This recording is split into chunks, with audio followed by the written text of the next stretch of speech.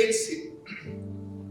இஸ்ரவேல் ஜனங்கள் மோசே இந்த ஜனங்களை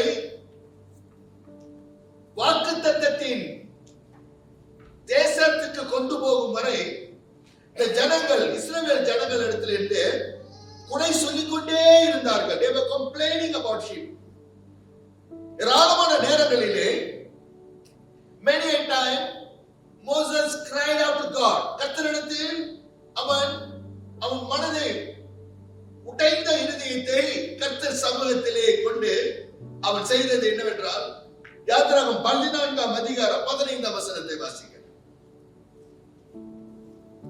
யாத்திராகமம் 14ஆம் அதிகாரம் 15ஆம் வசனம். அப்பொழுது கர்த்தர் மோசேயை நோக்கி, நீர் என்னிடத்தில் முறையிடுவது என்ன? புறப்பட்டு போங்கள் என்று இஸ்ரவேல் புத்திரருக்கு சொல்லு. என்னிடத்தில் முறையிடுவது என்ன? ஜனங்களை முன்பாய் போக சொல். அந்த நான் 7 காரியங்கள் 7 பாடங்களை கர்த்தர் கற்றுக் கொடுத்த காரியங்களிலே துரிதமாய் போ, முன்பு போ என்று கர்த்தர் மோசே வைத்து அனுப்ப சொல்கிறார். 15ஆம் அதிகாரம் 25ஆம் வசனமா? மோசே கர்த்தரை நோக்கி கூப்பிட்டான். அப்பொழுது கர்த்தர் மோசேக்கு ஒரு மரத்தை காண்பித்தார். ஒரு மரத்தை இந்த இடத்தில் மீண்டுமாய் தண்ணீர் கசப்பாய் இருக்கிறது என்று இவர்கள் முறையிட்டார்கள். They were complaining every now and then. They were complaining. இப்பொழுது என்ன செய்கிறார் கர்த்தர்? மீண்டுமாய் மோசே போய் கர்த்தரிடத்திலே வேண்டுதல் செய்யும்போது கர்த்தரிடத்திலே அவன் கதறுகிறான். அவன் விண்ணப்பம் செய்யும் பொழுது கர்த்தர் இந்த மரத்தை இந்த தண்ணீரில் போடும் பொழுது அந்த தண்ணீர் மாறாவின் தண்ணீர் மதுரமாய் மாறுகிறது. அதுபோல இருக்கும் பொழுது இன்னொரு மோசமான காரியம் நடக்கிறது. என்ன நடக்கிறது என்றால், ஒரு கட்டம் வருகிறது. At one point they almost ready to stone Moses. 17ஆம் அதிகாரம் 14வது வசனத்தை வாசிக்கமா? 17ஆம் அதிகாரம் 4ஆம் வசனம். மோசே கர்த்தரை நோக்கி கூப்பிட்டு, இந்த ஜனங்களுக்கு நான் என்ன செய்வேன்? இவர்கள் என் மேல் கர்ணதியை பார்க்கிறார்களே என்றான். யார்? இந்த 2 மில்லியன் ஜனங்கள், இந்த கோடி ஜனங்களை மீட்டெடுக்கும் கொண்டு போகும்படியாய் கர்த்தர் மோசேயை அழைக்கும் பொழுது மோசே சொல்கிற வழியை மட்டுமல்லாமல் அவர்களுடைய வண்ணாந்தர பிரயாணத்திலே அவர்கள் குறையைத்தான் பார்த்தார்களே தவிர அவர்கள் நிறைவை பார்க்க கிடையாது. ஏராளமான நேரம் இந்த இஸ்ரவேல் ஜனங்கள் என்ன சொல்லிக் கொண்டிருந்த, எகிப்தில் எங்களுக்கு இது கிடைத்தது, எகிப்தில் நாங்கள் இப்படி இருந்தோமே, எகிப்தில பதகுலி இல்லையா, ஏன் எங்களை கொண்டு வந்து இந்த வண்ணாந்தரத்திலே கொண்டு வந்து ஒரு காரியம் சொல்கிறார்கள். எடுத்துக்கொள்ளுங்க, என்னாகும் the book of Numbers 11ஆம் அதிகாரம். அந்த 11ஆம் அதிகாரத்தை பார்க்கும் பொழுது 4ஆம் வசனத்தை வாசிக்கமா? 5ஆம் வசனம். நாம் எகிப்திலே கிரியமில்லாமல் சாப்பிட்ட மச்சங்களையும் வெள்ளரிக்காய் சாப்பிட்டோம், கொமட்டி காய்களை சாப்பிட்டோம், கீரை சாப்பிட்டோம், வெங்காயம் சாப்பிட்டோம், வெள்ளை பூண்டுகளையும் சாப்பிட்டோம். எங்க சாப்பிட்டோம்? எகிப்தில அடிமையா இருந்த போது சாப்பிட்டதை நினைத்துக் கொண்டு, அப்படின்னா பழைய காரியங்களை நினைத்துக் கொண்டு அவர்கள் விருப்பப்பட்டார்களே தவிர கர்த்தர் வைக்கும் திட்டம், கர்த்தர் கொடுத்த அந்த வாக்குத்தத்தத்தின் உறுதியின் வழியிலே அவர்கள் நடக்க விருப்பம் இல்லாமல் போனார்கள். These were the people. இவர்கள் யார்? இவர்கள் தேவனால் தேர்ந்தெடுக்கப்பட்ட ஜனம். இப்படிப்பட்ட ஜனங்கள் என்ன செய்தார்கள் என்றால் முறுமுறுத்தார்கள். மோசே செய்யும் ஒவ்வொரு காரியத்திலும் குறை சொல்லிக் கொண்டே இருந்தார்கள். அதோடு மட்டும் இல்லாமல் இந்த இடத்துல என்ன செய்கிறார்கள் என்றால் மோசே கல்லெறியும்படியாய், that means they don't want him, they don't want his leadership. மோசேயுடைய தலைமைத்துவம் அவர்களுக்கு விருப்பம் இல்லாமல் இருந்தது. இப்படியெல்லாம் பார்க்கும் பொழுது ஒரு இடத்தில் வருகிறது, இது இன்னும் பயங்கரமா இருக்கும். They even ask the most shocking question, is the Lord among us or not? 17ஆம் அதிகாரம் 7ஆம் வசனத்தை வாசிங்க. இஸ்ரவேல் புத்திரர் வாதாடினது நிமித்தம் கர்த்தர் எங்கள் நடுவில் இருக்கிறாரா இல்லையா என்று அவர்கள் கர்த்தரை பரீட்சை பார்த்ததன் நிமித்தமும். எப்படிப்பட்ட ஒரு கேள்வி தெரியுங்களா? எப்படிப்பட்ட ஒரு கேள்வி, எப்படிப்பட்ட ஒரு பயங்கரமான கேள்வி இவர்கள் கேட்கிறார்கள். யார் இந்த ஜனம்? மேகஸ்தம்பம், பகலிலே அவர்களுக்கு மேகஸ்தம்பத்தின் அந்த பாதுகாப்பை பார்த்தார்கள். இரவிலே அவர்களை நடத்துவதற்கு அக்கினி ஸ்தம்பத்தை பார்த்தார்கள். பசியா இருந்த பொழுது அவர்களுக்கு மன்னாவை கர்த்தர் கொடுத்ததை பார்த்தார்கள். இரவிலே வெறும் இந்த மன்னா மட்டுமா என்ற பொழுது ஆண்டவர் இறைச்சி கொடுக்கும்படியாக காடையை கொடுத்ததை கண்டார்கள், பார்த்தார்கள். மாராவின் தண்ணீர் மதுரமாய் ஆனதை பார்த்தார்கள். So many miracles. அதற்கு மேலாக செங்கடல் பிரிந்தது, இரண்டு புறமும் கண்ணாடி சுவர்கள், அப்படின்னு கடல் சுவர்கள் இருந்து கடலை தரையாய் கர்த்தர் வைத்து நடத்தினதை கண்டார்கள். அதே தேவனுடைய மகிமை எப்படி செங்கடலை திறந்ததோ அதே வல்லமை மகிமை செங்கடலை எகிப்தியர்களுக்கு மூடி போட்டதை கண்டார்கள். They saw so many miracles, and yet when something was not pleasing them, அவர்களுக்கு விருப்பம் இல்லாமல் இருந்த போது அவர்கள் என்ன செய்கிறார்கள்? எப்படிப்பட்ட ஒரு பயங்கரமான கேள்வி. It is a very shocking statement. எப்படி செய்கிறார்? Is the Lord among us? கர்த்தர் எங்களோடு இருக்கிறார். நம்ம தமிழ்ல எப்படிமா இருக்கு? கர்த்தர் எங்கள் நடுவில் இருக்கிறாரா? கர்த்தர் எங்கள் நடுவில் இருக்கிறாரா என்று இப்படிப்பட்ட ஒரு அவிசுவாசமான ஒரு கேள்வி கேட்கிறார்கள். யோசித்து பாருங்கள், எவ்வளவு ஒரு துர்குணம் கொண்டவர்களாய் இவர்கள் இருக்கலாம். எவ்வளவு விதமான ஒரு நன்றி இல்லாத ஒரு ஜனங்களா இவர்கள் இருக்கலாம். நடத்த வேண்டிய அவர்களை நடத்தி கொண்டு போகிற ஒரு வாக்குத்தத்தத்தின் மனிதனாகிய மோசேயை அவர்கள் கல்லெறியும்படியாய் இப்பொழுது மோசேயின் இடத்துல எப்படி கேட்கிறார்கள் என்றால், கர்த்தர் ஒருவர் இருக்கிறாரா எங்கள் நடுவிலே? கவனிங்கள், இப்படிப்பட்ட கேள்வி எல்லாம் கேட்டுக்கொண்டு இருக்கிறார்கள். பிரஷர் மேல pressure. See, Moses was having pressure from inside. கூட இருக்கிற ஜனங்கள் அவர்களுக்கு அவர் கொடுத்த அந்த மன அழுத்தத்தை மோசே எப்படியெல்லாம் சந்திச்சிருப்பான், எப்படியெல்லாம் சமாளித்திருப்பான் என்று நினைக்கும் பொழுது, கொஞ்சம் நினைத்து பார்க்கும் பொழுது, it's not easy at all. It is not 1 million people or 2 million today.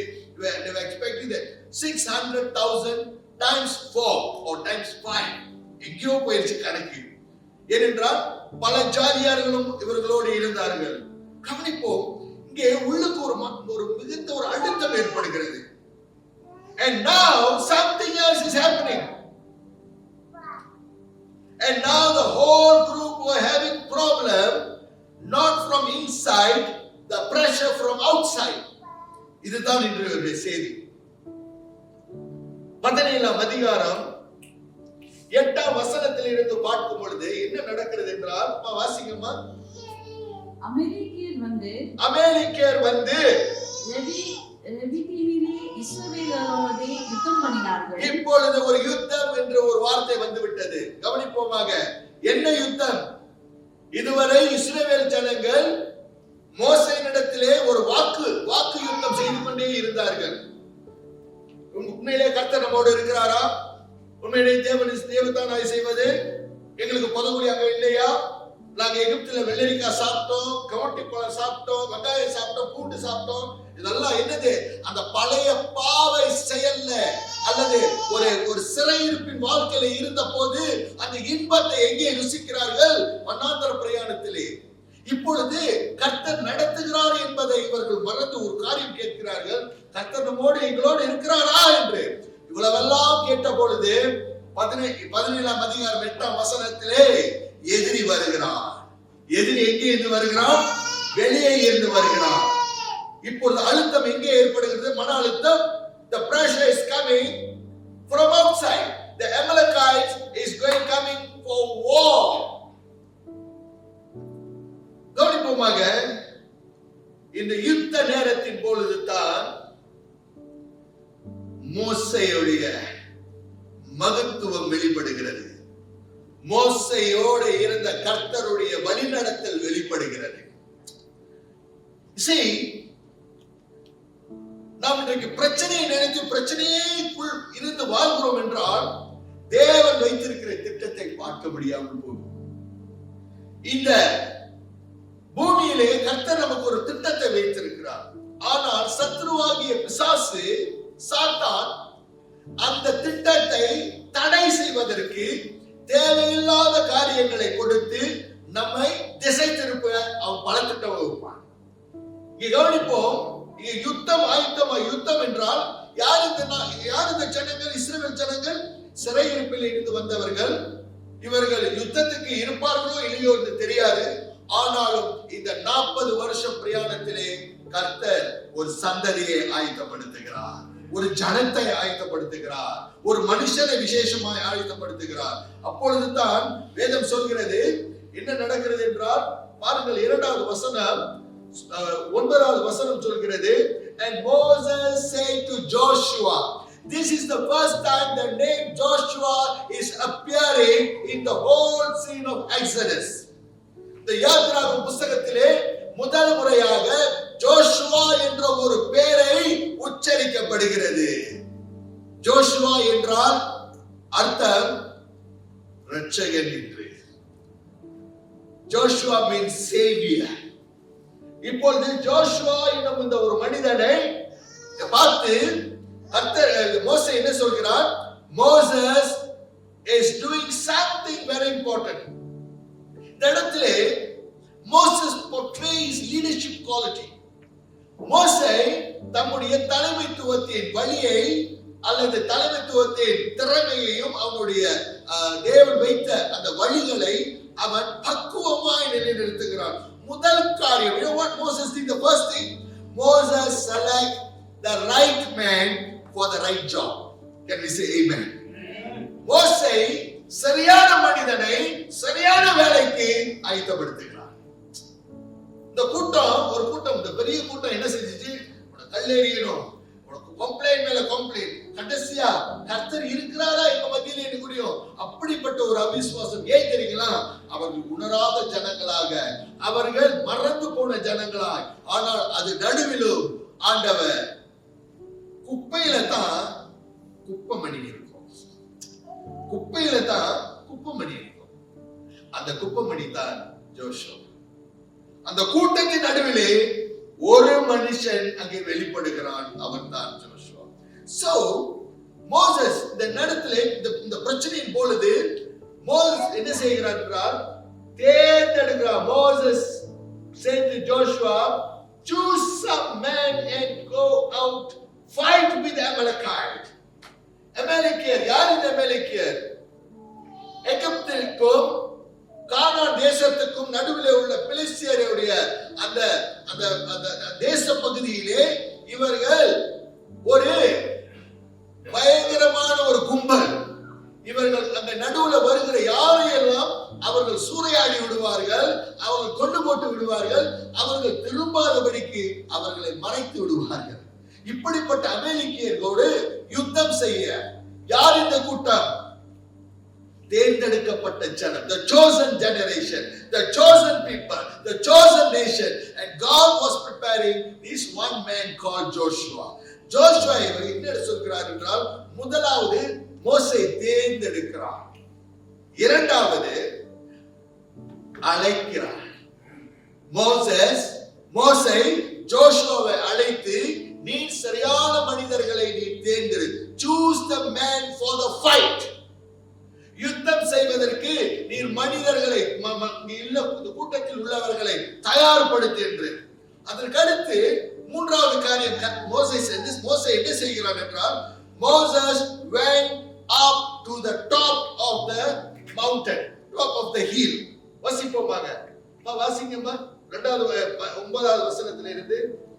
அப்பொழுது மோசே யோசுவாவை நோக்கி, நீ நமக்காக மனிதரை தெரிந்து கொண்டு புறப்பட்டு அமலேக்கோடு யுத்தம் பண்ணு. நாளைக்கு நான் மலை உச்சியில்.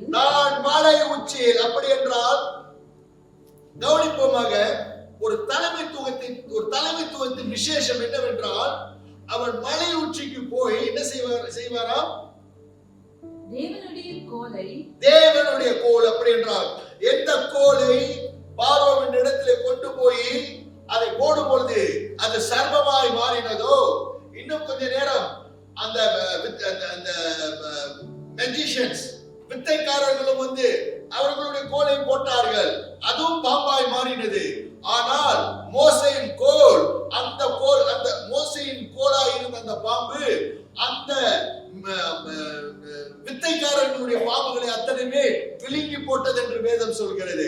அப்படி என்றால் கர்த்தருடைய வல்லமை மகத்துவத்தை மேற்கொள்வதற்கு இன்னொரு அதிகாரத்துக்கும் சக்திக்கும் இடம் கிடையாமல் போகிறது. ஆமென் சொல்லுமா?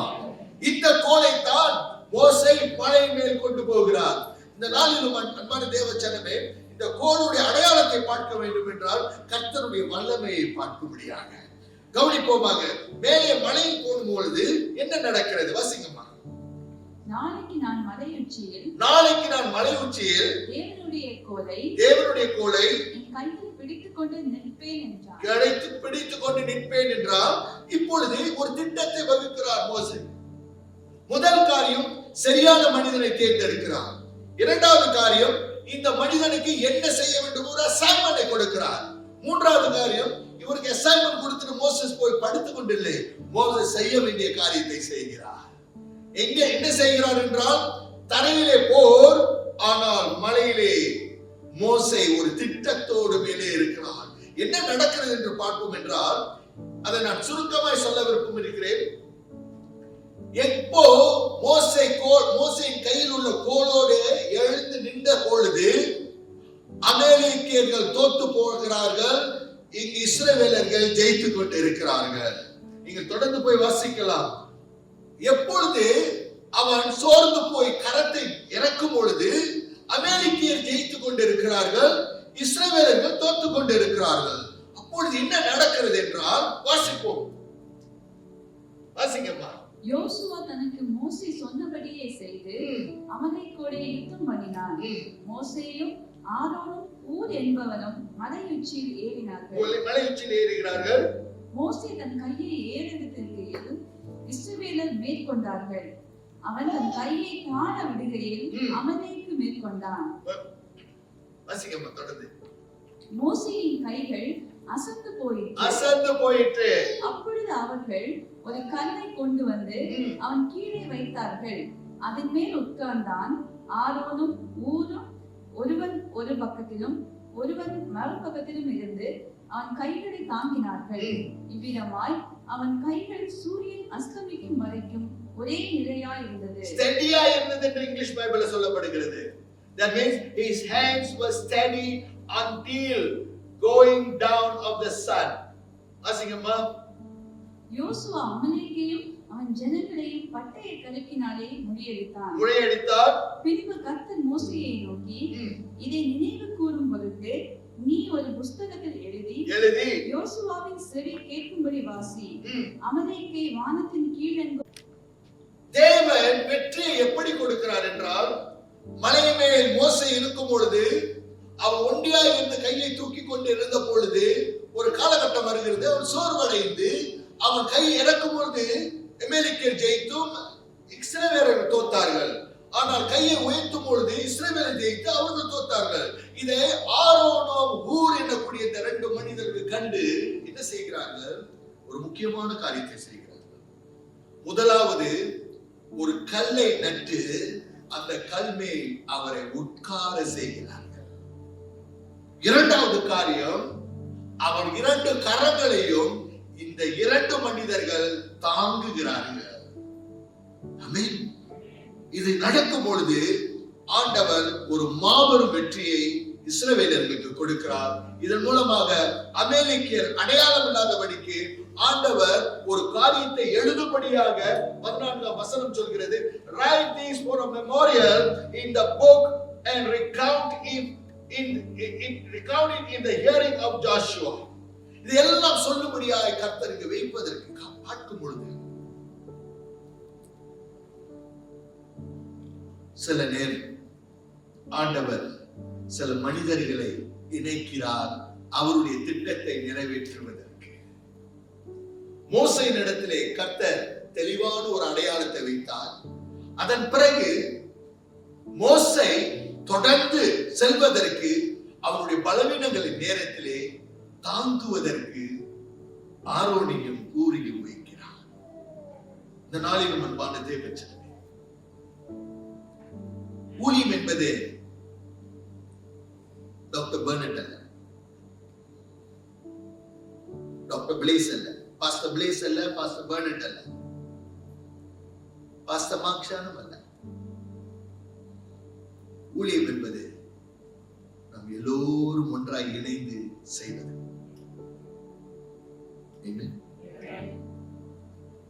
ஊழியத்திலே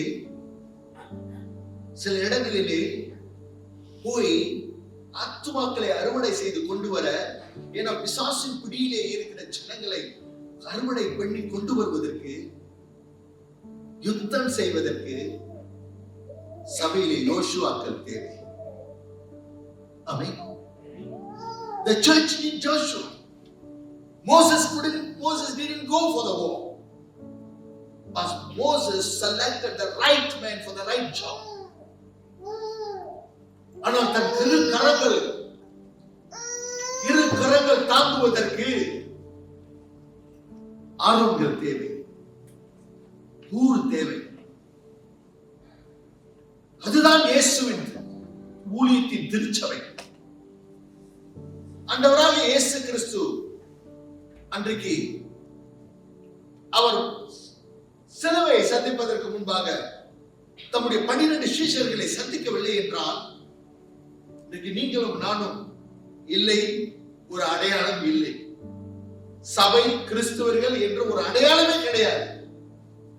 அந்த 12 சீஷர்களை அவர் இருதயத்தின் ஆழத்தில் வைத்து உருவாக்கினார். இன்றைக்கு இயேசு சுவாமியுடைய ஊழியமும் அப்படித்தான்.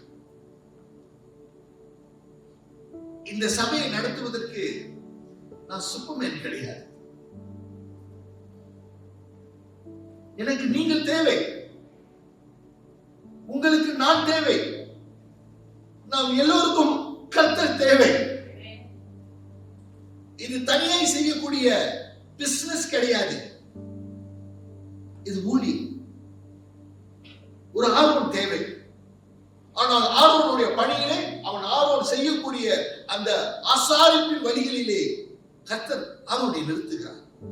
அதே போல ஊரை நிறுத்துகிறார். அதே போல யுத்தம் செய்வதற்கு ஒரு ஜோஷுவாவை நிறுத்துகிறார். The church need that. ஆனால் ஒரு காலகட்டம் வருகிறது, மோசே அவன் மனிதன், அவனுடைய பலவீனம் இருந்தபடியாய் அவன் நிற்க முடியாமல் அவன் சோர்ந்து போன பொழுது அவன் முதலாவது செய்தது, அவன் கைகளை தாங்க கிடையாது, அவன் அமர்வதற்கு ஒரு கல்லை நட்டார்.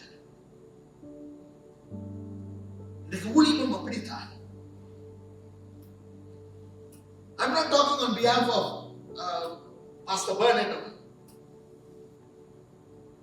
எங்களுக்கு வயசு ஆகுது. I'm 63.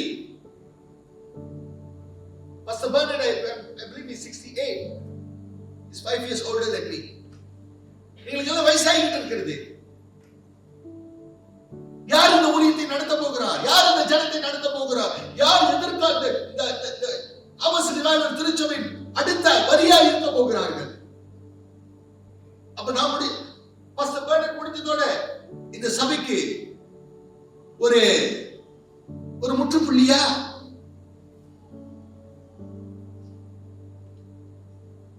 ஆமாமா இல்லைங்களா? Is that going to be the end? So we need another new generation. ஒரு புது சந்ததி வரணும். ஒரு புது சந்ததி வரணும்னா ஸ்கூலுக்கு போற மாதிரி கிடையாது.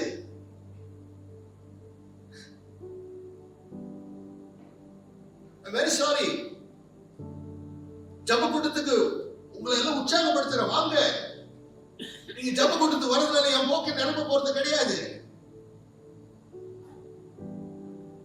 ஏன் ஜோஷுவாவை மோசே தேர்ந்தெடுத்தார்? ஜோஷுவா யுத்தத்துக்கென்று தயார்படுத்தப்பட்டவன். யாத்திராகம புஸ்தகத்துக்கு பிறகு, இந்த 5 புஸ்தகங்களுக்கு பிறகு அடுத்த புஸ்தகம் வரக்கூடியது என்னவென்றால் அது ஜோஷுவாவின் புஸ்தகம். அவன் பேரை வைத்து ஒரு புஸ்தகம் எழுதப்பட்டிருக்கிறது. வாக்குத்தத்தத்தின் ஜனத்தை இந்த வாக்குத்தத்தத்தின் மண்ணிலே காலெடுத்து வைக்க ஜோஷுவா என்னக்கூடிய இப்போது உச்சரிக்கப்பட்ட இந்த பேர் தான் அங்கே எழும்புகிறது. ஜோஷுவா எத்தனையோ முறை அவன் சோர்ந்து போய் இருக்கிற வேலையிலே கர்த்தர் ஆறுதல் படுத்துகிறார். ஜோஷுவா, மோசையோடு இருந்த நான் உன்னோடும் இருக்கிறேன். இப்படிப்பட்ட ஒரு வாக்குத்தத்தங்க. ஒரு காலகட்டம் வரும். My era is going to end one day. Pastor Bernard's era is going to go one day. There's going to be a new generation is going to come. Who is that generation? A praying generation. ஒரு ஜெபிக்கிற சந்ததி ஐயா. Why am I emphasizing on prayer? Why am I encouraging on prayer? ஏன் ஆசையா? இல்ல சும்மா வந்து கத்திட்டு போகணுமா? எத்தனையோ தேவ மனுஷர்கள் கத்தினபடியாய், அவங்க எங்களை கண்டித்தபடியாய் ஜபிக்கும் தாகம் எழும்பினது, ஜபிக்கும் ஒரு வைராக்கியம் எழும்பினது. அவங்க சாட்டை எடுத்து அடிச்சு எங்களை கொண்டு வர கிடையாது, அந்த தாகத்துக்குள்ள எங்களை இழுத்ததுனால தான். I'm seeing that. We need a Joshua generation. The church need Joshua generation. Joshua சந்ததி இல்லை என்றால் தோத்து போன சந்ததி, காணாய் போன சந்ததி. கவனிப்போமாக. இங்கே ஜோஷுவாவை ஆயத்தப்படுத்துகிறார், யுத்தத்துக்கு போ என்று. இவர் பின்வீட்டுக்கு போக கிடையாது, மலை மேலே ஏறுகிறார். அப்படி என்றால் என்ன? மோசே எப்பொழுது ஒரு இடம் உயர உயர உயர தேவனுடைய திட்டங்களும் அதிகமாக வெளிப்படுகிறது. ஹல்லேலூயா. தரிசனம் இல்லாத என் ஜனங்கள் சீர்கண்டு போவார்கள் என்று நீதிமொழியின் புத்தகத்தில் சொல்லப்பட்டிருக்கிறது. இங்கிலீஷ் பைபிள்ல without knowledge my people perish. Tamil பைபிள்ல தரிசனம் இல்லாமல் என் ஜனங்கள் சீர்கண்டு போவார்கள் என்று. அப்படி என்றால் சபைக்கு ஒரு தரிசனம் வேண்டுமே, தேவ மனுஷனுக்கு இருக்கும் தரிசனம் அப்படியே தேவ சபைக்கு இருக்க வேண்டுமே. இந்த ஜனத்தை கொண்டு வரும்படியாக போகும்பொழுது சபைக்கு ஒரு ஆரோன் தேவை, சபைக்கு ஒரு ஊர் தேவை, சபைக்கு ஒவ்வொரு மனுஷனையும் கர்த்தர் வைத்திருக்கிறார். கவனிப்போமாக. நீங்கள் எல்லாம் ஒரு விசுவாசியா இருக்கும்படியாய் மட்டுமல்ல, உங்கள் ஒவ்வொருத்தருக்கும் ஆண்டவர் ஒரு தனிப்பட்ட ஒரு வரத்தை வைத்திருக்கிறார். அந்த வரத்தை நீங்கள் ஆராயும் பொழுது, அந்த வரத்துக்குள் நீங்கள் நிற்கும் பொழுது, அந்த வரத்துக்காக நீங்கள் ஜபிக்கும் பொழுது, அந்த வரத்துக்காக நீங்கள் உபவாசிக்கும் பொழுது, அந்த வரத்துக்காக நீங்கள் இருந்து தேவ சமூகத்தில் சேரும் பொழுது, அதை திட்டத்தை பகுதி பகுதியாய் பார்ப்பீர்கள். ஹல்லேலூயா. கவனிப்போமாக. இந்த காரியங்கள் எல்லாம் நடக்கும் பொழுது வெற்றி வருகிறது. இந்த வெற்றி வரும் பொழுது மோசே என்ன செய்கிறார்? இதுதான் இந்த நாளிலும் நான் குறிப்பாய் கொண்டு வர போகிறேன். Moses portraying his spiritual leadership. இப்பொழுது யுத்தத்தை ஜெயித்து விட்டார்கள், அமெரிக்கர்களை வென்று விட்டார்கள். இப்பொழுது மோசே என்ன செய்கிறார் என்றால், வாசிப்போம் அம்மா 15ஆம் வசனத்தை நிறுத்தி வாசிங்க. மோசே ஒரு பலிபீடத்தை கட்டுகிறார். Remember church, என்னுடைய பலிபீடத்தின் செய்தி முடியல. என்னுடைய பலிபீடத்தின் செய்தி தொடர்ந்து கொண்டே இருக்கிறது. நான் பகுதி பகுதியாய் அங்கும் இங்குமாய் நான் உங்களை ஒரு முறையில் கொண்டு போய் மீண்டுமாய் பலிபீடத்திற்குள் நான் உங்களை நிறுத்துகிறேன். மோசே என்ன செய்கிறார்? ஒரு பலிபீடத்தை கட்டி அதற்கு யெகோவா நிசி என்று. கவனிப்போமாக. This is a fact, நீங்கள் அறிந்து கொள்ள வேண்டும் என்று. இரண்டாவது காரியம் is a place when he built this altar, a place to honor God. கர்த்தரை கனப்படுத்தும்படியாக. இதே ஜனம் தான் என்ன சொன்னது? கர்த்தர் நம்மோடு இருக்கிறாரா, எங்களோடு இருக்கிறாரா என்று ஒரு கேள்வியோடு இருந்த ஜனம் இப்பொழுது என்ன செய்கிறார்கள்? இவர்கள் கர்த்தரை ஆராதிக்கும்படியாய் செய்கிறார். மூன்றாவது காரியம் என்ன நடக்கிறது என்றால், it's a thanksgiving for the victory. இந்த பலிபீடத்தை கட்டும் பொழுது, இந்த பலிபீடத்தை கட்டி அவன் பலி கொடுக்கும் பொழுது என்னவாயிரும்? கர்த்தர் செய்த நன்மைகளுக்காக நன்றி இருதய பலி செலுத்துகிறார். ஆமென். ஒரு நன்றி பலி செலுத்துகிறார்.